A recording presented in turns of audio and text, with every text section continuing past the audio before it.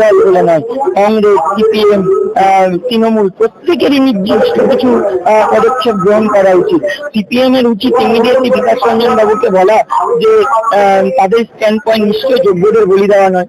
তাহলে প্যানেলটাকে ক্যান্সেল করানোর কথা উনি বারবার কেন বলে গেলেন, যেখানে ওনার নিজের ক্লায়েন্টরাই চেয়েছিলেন প্যানেলটা বাতিল করুন, তাদের নিয়োগটা হোক। এটা কখনো ঠিক হয়নি। আমরা চাইবো তৃণমূলের যারা রয়েছেন তারাও প্রত্যেকে বলুন যে যোগ্যদের সঠিক বিচার হোক এবং যা যা করণীয় সেটা তাদেরই সরকার করুক।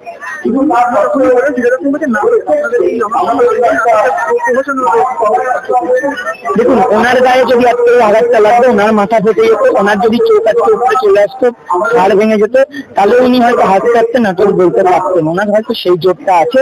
আমরা মানুষ, আমাদের রক্ত মানুষের শরীর, আমাদের গায়ে লাগলে, আমাদের আঘাত লাগলে আমরা চিৎকার করি।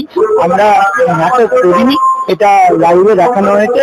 সত্যি সত্যি আমাদের রক্ত ঝরেছে, দেখা পেয়েছি।